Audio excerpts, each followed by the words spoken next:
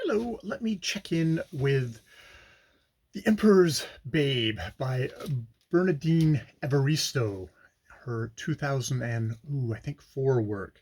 I am up to page 194, Verbosa Orgia, which is going to be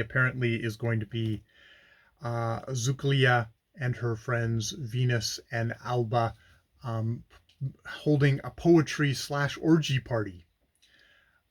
The things that have happened before this have been the no ums no ahs has been the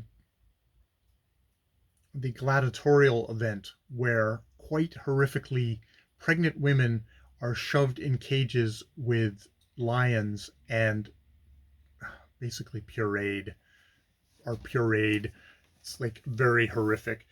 There's also a gladiatorial fight where there's only one gladiator, and the other guy is somebody who's apparently just been in the Star Chamber, a government prisoner who is fed to this gladiator and is hacked up and then dragged off, made great sport of, but has absolutely no skills himself. So, and there's the bloodlust, which the bloodlust which Zucalia herself participates in. It's like that, this is pain that I'm not experiencing, but it makes me feel alive. We live. That kind of bloodthirsty excitement. So there's that. Zucalia, who's also tempted by somebody else again, which is like really dangerous stuff when you get into a situation where she is now with the Emperor. I don't know if probably the last time I was here, she catches the eye of the Emperor catches her eye, and they make eye contact at the theater, and it just lights her up, and the Emperor just sort of takes what he wants. She's very willing, but she's married. Her husband is away, but her husband is a minor official, whereas this is the Emperor come to conquer everything from Adrian's Wall all the way to Hadrian's Wall,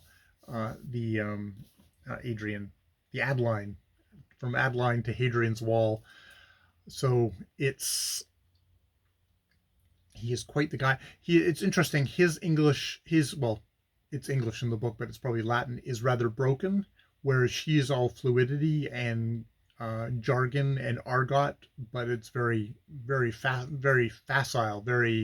She's really good at it, where he is not. It's interesting. We've had quotes of her poetry, which I think Evaristo is not making any claims that Zucalia is a great poet, but that maybe she's like she could be passed off as a minor poet, which is probably a wise thing for a novelist to do in a book about a wannabe poet, is not to say, oh, they're the most amazing poet ever, and then you get some examples of the poetry and you're like, So this is more, and Zucalia wants to have her own fame now that she is the Emperor's babe as a poet, which might be kind of difficult because the only time people are now going to listen to her is as the consort, a woman of the Emperor. So it'll be interesting to see where that is going to go. We also have them going down. I don't know if it's the Thames, going along in the water, and it's like, oh my God, out of the city, where Zucalia is somebody who has never been out of the city before, and it's like, oh, it doesn't stink as bad, or it stinks differently because it's manure, and actually it turns out manure in its natural habitat actually doesn't smell that bad. So there's that sort of thing as well. There's an interesting give and take between her and Alba.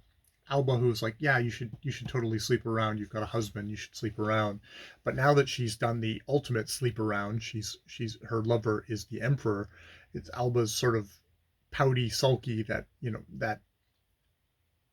her friend has far exceeded her grasp of what they were potentially going to do. And Venus, the trans woman, is very much the kind of the in between of the two, of giving advice to Zucalia, being cautionary, being a better friend, probably.